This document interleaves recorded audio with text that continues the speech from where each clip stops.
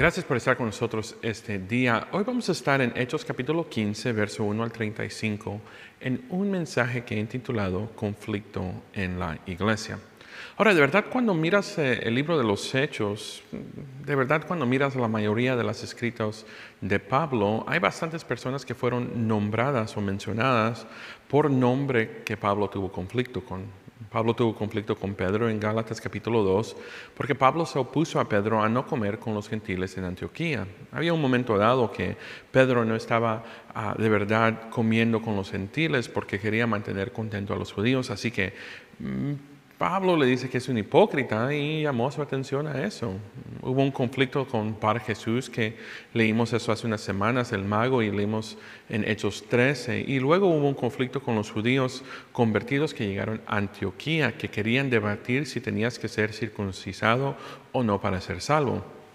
Eso es lo que vamos a ver hoy. Pero quiero continuar diciendo que Pablo tenía conflicto con la iglesia en Corinto. El pecado era desenfrenado en la iglesia local y también había desunión, inmoralidad sexual, problemas doctrinales, abuso dentro de verdad la comunidad. Ahora, no solo se esperó que ahí iba a haber problemas, pero Pablo también tenía oponentes en Corintios con que lo confrontaron, y Pablo tuvo conflictos con los gobernadores del Senedrín, el gobernador Félix, el gobernador Festo, y tuvo conflicto con el rey Agripa. Esto es solo una lista pequeña o parcial de las personas que Pablo tuvo conflictos con. Una vez escuché a alguien decir, hace mucho tiempo, dijo, ¿por qué la iglesia de hoy no puede ser como la iglesia de los Hechos? Pero ¿sabes qué? Yo creo que esa persona no leyó todo el libro de los Hechos. Si una iglesia está en la tierra y va a crecer y va a alcanzar a incrédulos con el Evangelio, entonces, ¿sabes qué? En un momento u otro va a haber conflicto. Esta mañana vamos a aprender algunos principios sobre la resolución de conflictos, y mientras estemos en esa tierra va a haber conflictos. La única iglesia perfecta va a ser la que está en el cielo. Ahora, también vamos a aprender sobre cómo manejar los desacuerdos, y antes de darle el primer punto, permítame decir esto. Todos hemos experimentado conflictos, pero lamentablemente no todos hemos experimentado resolución en esos conflictos. Porque hay muchos tipos de conflictos: conflictos en matrimonios, conflictos de amistad, conflictos financieros, conflictos políticos, conflictos de diferentes puntos de vista a las relaciones. Los conflictos causan tensión, causan división, y los conflictos causan a veces esa inquietud. Bueno, pues, ¿cómo manejamos los desacuerdos? A menudo, cuando hay un desacuerdo, hay alguien que tiene la razón y hay alguien que está equivocado. Pero simplemente no podemos ceder e ir con la persona que está equivocada para que todo esté bien, porque eso tampoco sería bien hacer. Entonces, ¿qué hacemos? Pues veamos aquí lo que sucedió en el libro de los Hechos, mientras nosotros podemos aprender qué podemos hacer cuando haya conflictos en nuestra vida.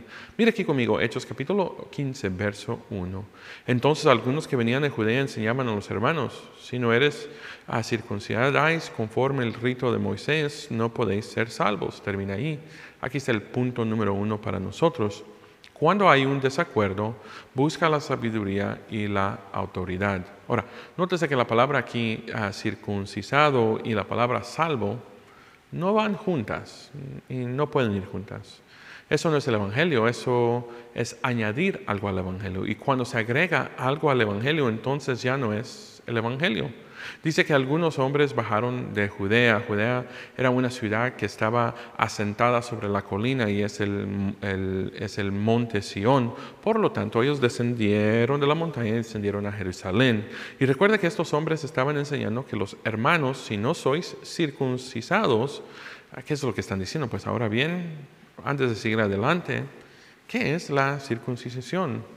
Bueno, si usted regresara al libro de Génesis capítulo 17, el pacto de Dios que hizo con Abraham, la circuncisión es una marca de la carne que simboliza que eres parte de la nación judía.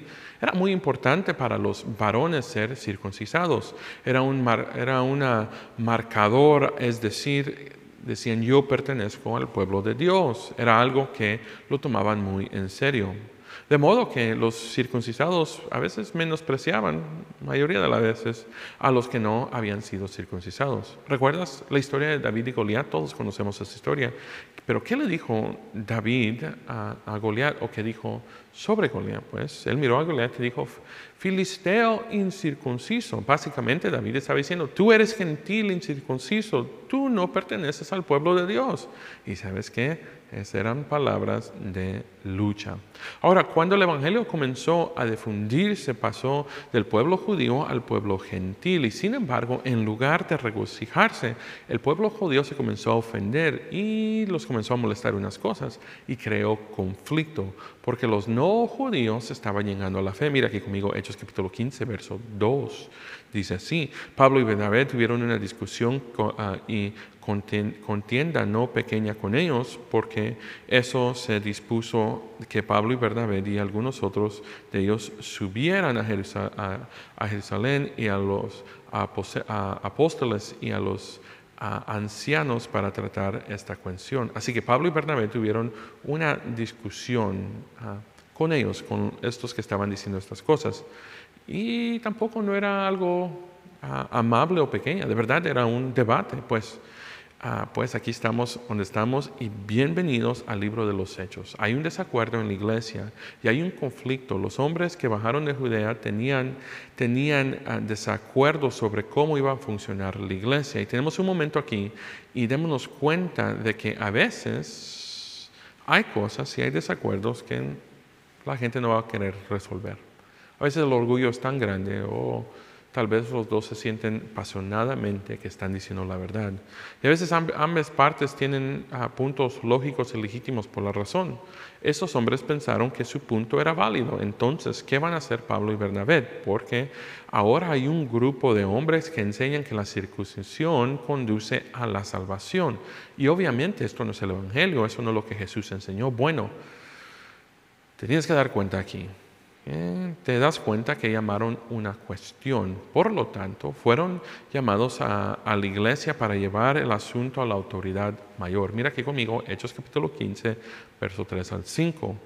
Ellos, pues, habiendo sido encaminados por la iglesia, pasaron por Fenicia y Samaria, contando la conversión de los gentiles, a que causaban gran gozo a todos los hermanos. Al llegar a Jerusalén fueron recibidos por la iglesia, por los apóstoles y por los ancianos y refirieron todas las cosas que Dios había hecho con ellos. Pero algunos de la secta de los fariseos que había creído se levantaron diciendo, es necesario ser circuncidados y mandarles que guarden la ley de Moisés. Ok, ¿viste lo que acaba de pasar? Hay fariseos en Jerusalén que son creyentes, de verdad.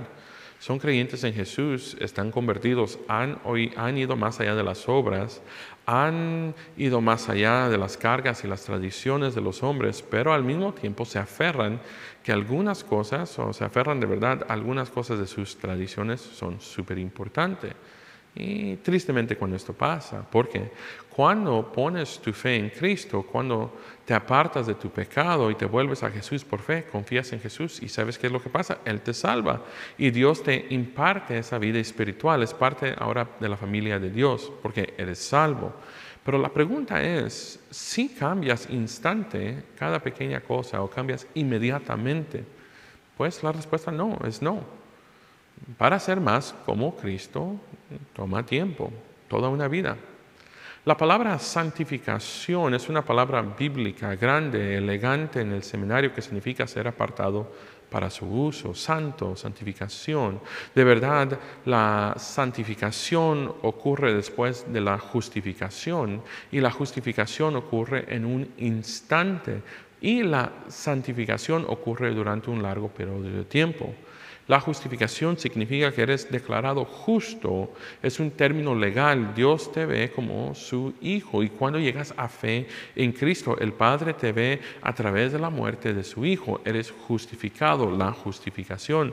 Entonces nosotros somos declarados justos, perdonados y entonces después comienza el proceso de la santificación. Es por eso que decimos que la santificación toma toda una vida. Y Jesús ha hecho algunas cosas buenas en tu vida, pero todavía debemos crecer y hacernos más maduros. Pero aquí está la dura verdad. hay cristianos que pueden haber sido justificados hace 40, 50, 80 años, pero su proceso de santificación se quedaron estancados. A decir que hay muchos cristianos que han sido bebés por décadas. Lo que está sucediendo aquí en el capítulo 15 de Hechos, todavía hacemos hoy. Estos fariseos salvados por gracia a través de la fe, para ellos la circuncisión era algo realmente importante y como era un problema para ellos, ellos pensaban que debería ser un gran problema para todos y nosotros hacemos lo mismo. No somos tan diferentes que estos hombres en Hechos capítulo 15. Lo único que ha cambiado es tal vez el acto en que se centra la discusión. Lo que significa es que a veces nosotros nos enfocamos demasiado en las cosas que a nosotros nos gustan y pensamos que todos los demás tienen que hacerlo de nuestra manera, porque si no lo hacen de nuestra manera, pues entonces ellos están mal. Algunas personas han ido tan lejos como que si alguien no hace las cosas como ellos piensan, entonces ellos dicen que esa persona está en pecado. Iglesia, por favor, escuche aquí. Por favor, ten cuidado de mantener tus preferencias tan encima que piensas que la gente está en pecado cuando hacen las cosas que no te gustan. Hay mucha gente alrededor del mundo, en muchas iglesias, que sus pensamientos los tienen aún más altos que lo que es bíblico. Entonces, cuando hay un desacuerdo en la iglesia, ve a la autoridad. ¿Y cuál es la autoridad? Pues la autoridad es la Biblia. Mira Hechos capítulo 15, versos 5 al 6, dice así: pero algunos de la secta de los fariseos que habían creído se levantaron diciendo: es necesario circuncidarlos y mandarles que guarden la ley de Moisés. Entonces se reunieron los apóstoles y los ancianos para conocer de este asunto. Entonces, ¿qué es lo que hicieron? ¿Cómo crees que lo consideraron? ¿Qué crees que hicieron? Creo que escudriñaron la Escritura. Creo que hablaron de ello. Creo que oraron con el respeto. Pues no dice que oraron, pero me imagino que oraron, pero seguramente tendrían que estar buscando la sabiduría de Dios en este asunto. Mira, a veces la gente no va a la autoridad, pero va con otra gente que le va a dar la razón. No sé si podrías conocer a alguien así, o tal vez tú eres esta persona. Dicen, mis amigos dijeron que me fuera del matrimonio porque mis amigos me dijeron: oye, sabes, si no eres feliz, vete. Pero escucha esto: Dios está más interesado en tu santidad que en tu matrimonio que en tu felicidad. Claro, pues Él quiere que seas feliz, pero no me malinterpretes aquí. Él quiere que tengas gozo, placer, compañía, amistad. Pero algunas personas usan la tarjeta de la felicidad como una tarjeta gratuita para salirse del matrimonio y piensan erróneamente: voy a salir porque no soy feliz. Escucha, Dios quiere que seas feliz, pero Dios quiere también que muestres el Evangelio en tu matrimonio. Ahora, el libro de Efesios, no vamos a ir ahí esta mañana, pero nos dice que el matrimonio es un misterio. Lo puedes leer en Efesios capítulo 5. Y el misterio es algo muy profundo porque representa a Jesús y a la iglesia. Y yo creo que esa es una de las razones por qué el matrimonio está siendo atacado en nuestra cultura ahora. Porque el matrimonio muestra el Evangelio. Te mantienes fiel en tu matrimonio porque Cristo es fiel. Mire, esposo, ustedes aman a su esposa como Cristo ama a la iglesia, que Él murió por ella. Esposa, ponga atención también usted. Ustedes siguen el liderazgo espiritual de su esposo porque la iglesia sigue el liderazgo de Jesús. Estamos viviendo el Evangelio en nuestros matrimonios cuando extendemos gracia, cuando extendemos amor incondicional, cuando nos servimos unos a los otros. Tu matrimonio no se trata de solo compañerismo, no se trata de solo amistad, no se trata de solo sexo, no se trata de solo interés mutuo. Aunque todas esas cosas son buenas, su matrimonio tiene que ver todo con el Evangelio. Y la Biblia es nuestra fuente de autoridad. Y hay muchos problemas en los que nosotros nos equivocamos y no abrimos la Biblia para obtener la respuesta que esta vida no nos puede traer. Mira aquí conmigo, Hechos capítulo 15, verso 7. Después de mucha discusión, Pedro se levantó y les dijo: hermanos, vosotros sabéis cómo ya hace algún tiempo Dios escogió a los gentiles, oyeran por mi boca de la palabra del Evangelio y creyeran. Aquí es el punto número 2 para nosotros. Cuando hay un desacuerdo, escucha el corazón de Dios sobre el asunto. ¿Ves lo que pasó aquí? Hay una discusión, un debate en el versículo 7. Eso es un término legal. Imagínense en este debate sentimientos fuertes, me imagino, mucha perspectiva. La temperatura de la gente está alta y Pedro se levanta y dice, hermanos, hermanos, y se dirige a ellos como creyentes. Entonces Pedro dice, ¿sabes? Eso es interesante. Eso es el trato que debemos centrarnos en lo que sabemos más que en lo que sentimos, porque a veces cuando surge un desacuerdo, lo que habla son los sentimientos y los sentimientos no necesariamente siempre son verdad. Debemos centrarnos en lo que las partes están de acuerdo en lugar de lo que las partes, la gente que está discutiendo, no están de acuerdo. Esto podría ayudarnos a poner las cosas en perspectiva. Entonces Pedro continúa aquí, mira conmigo, Hechos capítulo 15, verso 8 al 11, dice así, y Dios que conoce los corazones les dio testimonio dándoles el Espíritu Santo lo mismo que a nosotros. Y ninguna diferencia hizo entre nosotros y ellos purificando por la fe sus corazones. Ahora pues, ¿por qué tentáis a Dios poniendo sobre la cerviz de los discípulos un yugo que ni nuestro Padre ni nosotros hemos pedido llevar? Antes creemos que por la gracia del Señor seremos salvos de igual modo que ellos. Entonces Pedro lo que hace, dice, hermanos, hey, mire, déjame hablarte de unas cosas. Les está pidiendo a estos nuevos creyentes que guarden la ley, pero Él les dice, ni ustedes están guardando la ley. Y eso no está bien. Pedro está hablando también de algo importante aquí que leímos hace unas semanas de Cornelio y su familia, que son todos gentiles, que ellos pusieron su fe en Cristo. ¿Te acuerdas de eso? Leámoslos aquí. Hechos capítulo 10, verso 44 al 48, dice así, mientras aún habla Pedro estas palabras, el Espíritu Santo cayó sobre todos los que oían el discurso y fieles de circuncisión que había venido con Pedro, que se quedaron atónitos de que también sobre los gentiles se derramara el don del Espíritu Santo, porque los oían que hablaban en lenguas y que glorificaban a Dios. Entonces respondió Pedro, ¿puedo acaso uno impedir el agua para que no sean bautizados en que han recibido el Espíritu Santo lo mismo que nosotros? Y mandó a bautizarles en el nombre del Señor Jesús. Entonces le rogaron que se quedara por algunos días. Pedro entendió que la salvación era por gracia, solo por fe y solo en Jesucristo. Y ahora aquí en Hechos 15, Pedro le está diciendo a los líderes y les está diciendo a los apóstoles ancianos en Jerusalén, escucha, el Evangelio es para todos y el Evangelio está condicionado a las cosas que se ocurren. Lo que quiere decir aquí es, cuando nosotros ponemos algo encima de la gracia, pues ya no es gracia. Jesús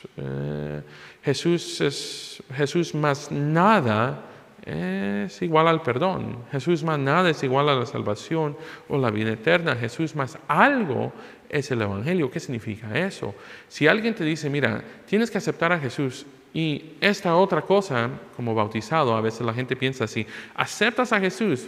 Esto no lo creo nosotros, ¿ok? Pero ellos dicen, si aceptas a Jesús, no eres salvo hasta que te bautices. No, tú eres salvo el momento que aceptas a Jesús. Y el bautismo no te sella la salvación, solo Jesús sella la salvación. Pero el bautismo es una reflexión exterior del cambio interior. Ahora, ¿cómo es que puede afectar este malentendimiento de trabajar por la salvación? Hay gente que cree que tienes que trabajar para mantener la salvación. Pues nos podemos enfocar en las reglas y no en la gracia. Mire, yo conozco a gente que sabe la verdad bíblica muy bien, pero no entiende o extiende la gracia. Y Jesús estaba lleno de verdad y estaba lleno de gracia. Mucha gente en la iglesia son rígidos y fríos, se ven súper legalistas. Ahora, permítame dar algunos ejemplos de cómo podemos ser nosotros tan enfocados en la verdad que perdemos el corazón de Dios. Hablemos del divorcio. Aquí está la pregunta, ¿Dios odia el divorcio? ¿Verdadero o falso? Pues es verdadero. Dios detesta el divorcio. Y quiero decir que la Biblia es clara. Dios odia el divorcio. El plan de Dios desde el principio de la creación fue que dos se convirtieran en una carne. Pero si Dios permitió el divorcio, ¿por qué? Sabemos esto, sí lo permitió. El Evangelio de Marcos nos dice básicamente que Dios permitió el divorcio debido a la dureza del corazón de las personas. Dios ha permitido el divorcio, pero no es ideal de Dios.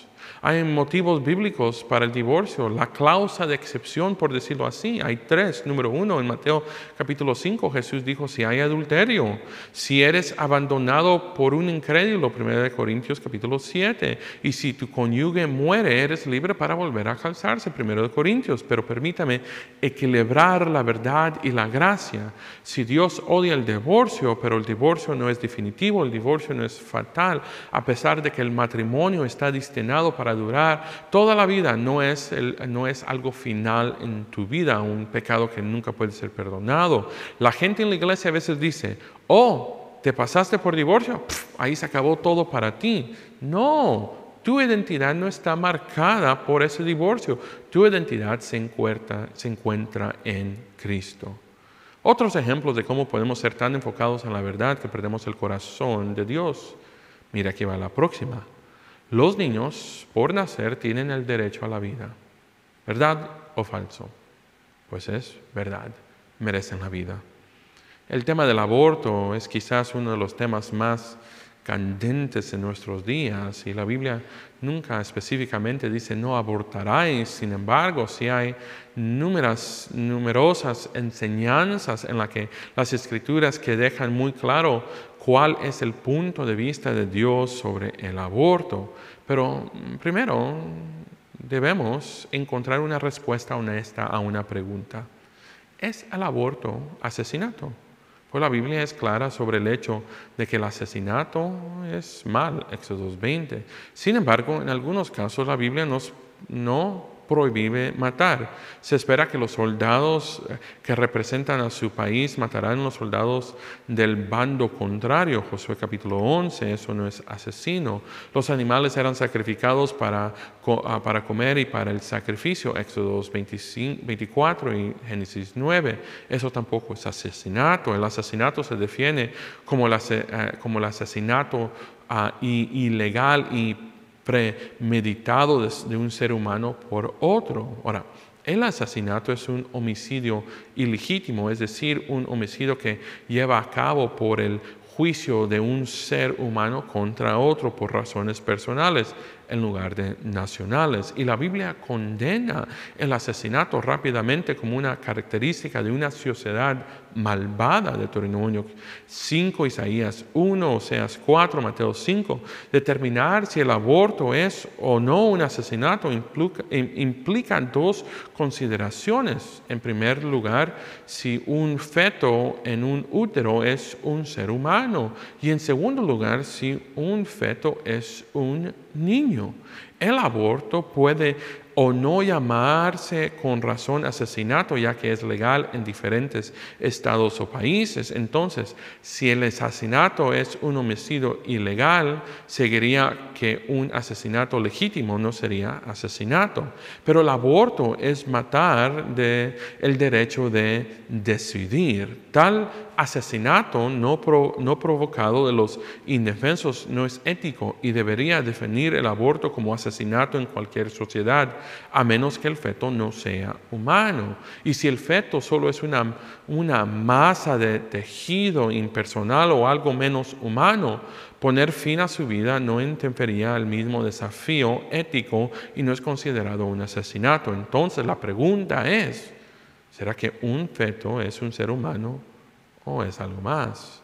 Pues biológicamente hablando, la vida humana comienza a la concepción, y ten en cuenta que la palabra feto origina de la palabra feotes, que significa descendencia y nacimiento de crías. Hay ejemplos en la Biblia que enseñan que la vida comienza en la concepción, y la y la ciencia nos dice que la vida humana comienza en el momento de la concepción. Desde el momento que produce la fecundación, la composición genética del niño ya está por completa.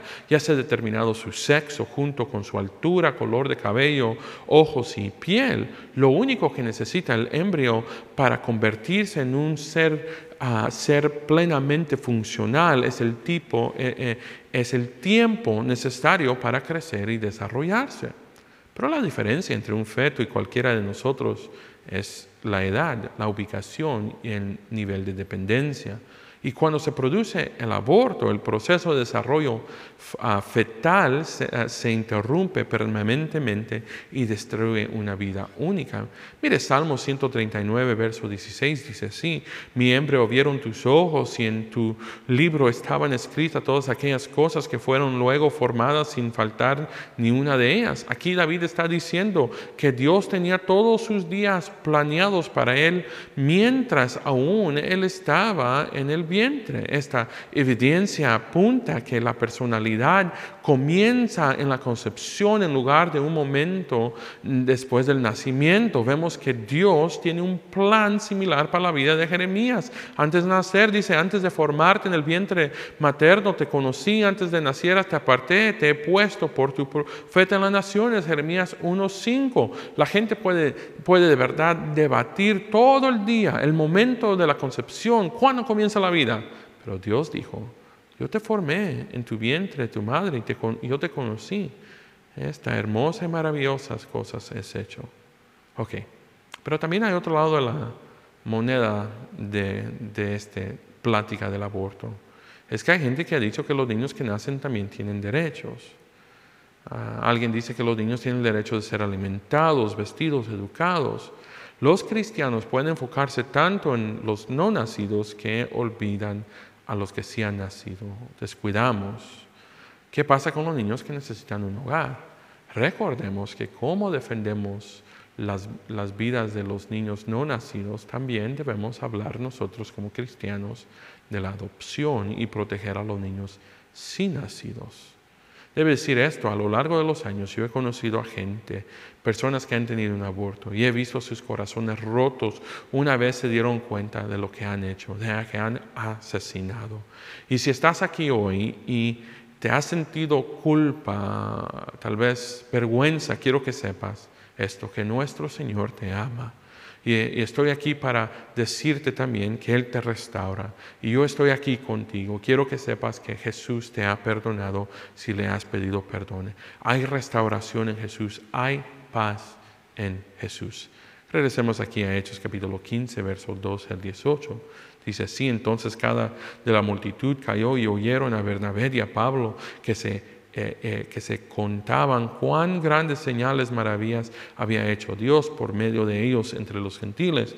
Cuando ellos callaron, Jacobo respondió diciendo: hermanos, oídme. Simón ha contado cómo Dios ha visto por primera vez a los gentiles para tomar el pueblo para su nombre. Y con esto encontraron las palabras de los profetas, como está escrito: después de esto volveré a reedificar el tabernáculo de David que está caído, y repararé sus ruinas y volveré a levantar para el resto de los hombres. Busqué al Señor y todos los gentiles sobre los cuales es invocado mi nombre. Y dice el Señor que hace conocer todo esto desde el tiempo de los antiguos. Aquí es el punto número 3. Cuando hay un desacuerdo, busque la confirmación de las Escrituras. Mire, parece que todos en la iglesia del primer siglo estaban en este debate. Aquí está Santiago, hermano de Jesús, Pablo, Bernabé, Pedro. ¿Y qué hicieron para obtener una respuesta a la pregunta que tienen? Claramente escudriñaron las Escrituras. Porque aquí cita el capítulo 9 de Amos, volvieron a la Biblia y cuando había un problema, escudriñaban las Escrituras. ¿Por qué? ¿Por qué es que escudriñaban las Escrituras? Porque mire lo que dice aquí, 2 de Timoteo capítulo 3, versos 16 al 17. Toda la Escritura es inspirada por Dios, útil para enseñar, para redarguir, para corregir, para instruir en justicia, a fin que el hombre de Dios sea perfecto, enteramente preparado para toda buena obra. ¿Quieres tú conocer el corazón de Dios? ¿Quieres tú conocer la verdad de Dios? Entonces lee la Biblia. Porque la Biblia nos va a decir qué creer, la Biblia nos va a decir qué es lo que está bien y qué es lo que está mal, cómo vivir en una vida piadosa y cómo vivir la vida que Dios quiere que vivas. Mira, Hechos capítulo 15, verso 19 al 21 dice así: por lo cual yo juzgo que no se inquiete a los gentiles que se convirtieron a Dios, sino que se escriba que se aparten de las contaminaciones de los ídolos y fornicación, de ahogado y de sangre, porque Moisés desde tiempos antiguos tiene en cada ciudad quien le predique en las sinagogas donde es leído cada sábado. Mira aquí el punto número 4. Cuando haya un desacuerdo, busque el compromiso donde pueda. Entonces, eso es lo que dijeron, ¿sabes? No hay que molestar tanto a los gentiles con estas cosas. La palabra inquiete significa frustrar o agravar. Dice, no vamos a hacer que sean circuncidados, pero lo que sí vamos a hacer es pedirles que se abstengan de las cosas que van a dañar su vida cristiana. Les pediremos que se mantengan alejados de las cosas contaminadas por ídolos. Pablo habla de eso en su carta en Corintios capítulo 8. Les pediremos que se abstengan de la inmoralidad sexual. La inmoralidad sexual era desenfrenada en el Imperio Romano, que deben vivir de una manera diferente, sería muy centrada en el Evangelio. La gente sabría que dicen, wow, esta gente vive tan diferente a como vive la cultura. ¿Por qué? Porque son cristianos, es su vida, están entregadas a Cristo, han sido justificados y ahora están caminando en el proceso de la santificación. Recuerde, la ética cristiana es vivir una vida pura. Ok, Hechos capítulo 15, verso 22 al 35. Entonces percibió bien los apóstoles y los ancianos con toda la iglesia elegir algunos varones y enviarlos a Antioquía con Pablo y Bernabé, Judas, que tenían por su nombre a Barsabás y Silas, hombres principales entre los hermanos, y escribir por el conducto de ellos. Los apóstoles, los ancianos y los hermanos, a los hermanos de entre los gentiles que están en Antioquía, Siria y Cilicia, salud. Por cuanto hemos oído que algunos que han salido de nosotros, a los cuales no dimos orden, os han inquietado con palabras, perturbando vuestras almas, mandando circuncidados y guardado la ley. Nos ha parecido bien, habiendo llegado a un acuerdo, elegir varones y enviarlos a vosotros con nuestros amados Bernabé y Pablo, hombres que han expuesto su vida por el nombre de nuestro Señor Jesucristo. Así que enviamos a Judas y Silas, los cuales también de la palabra os harán saber lo mismo, pues ha parecido bien el Espíritu Santo y nosotros no imponeremos ninguna carga más que estas cosas sean necesarias. Que abstengáis del sacrificados ídolos, de sangre y de ahogado y de fornicación. Si os guardáis de estas cosas, bien haréis, pasadlo bien. Así pues, los que fueron enviados descendieron a Antioquía y reunieron a la congregación, entregaron la carta, habiendo leído, se regocijaron por la consolación. Judas y Silas también eran profetas, consolaron, animaron a los hermanos con la abundancia de las palabras. Después de pasar algún tiempo allí, fueron despedidos en paz por los hermanos para volver a aquellos que los había enviado. Y sin embargo, a Silas le pareció bien quedarse ahí. Pablo y Bernabé continuaron en Antioquía enseñando la palabra del Señor y anunciaron el Evangelio con otros muchos. Aquí está el punto número 5. Cuando el desacuerdo se haya resuelto, regocíjate. Me encanta de verdad que agregaron esta parte aquí, llegaron a un acuerdo, estaban unificados aquí. Es importante porque a veces tenemos que hacer eso, a veces tenemos que regocijarnos cuando el desacuerdo se ha resuelto.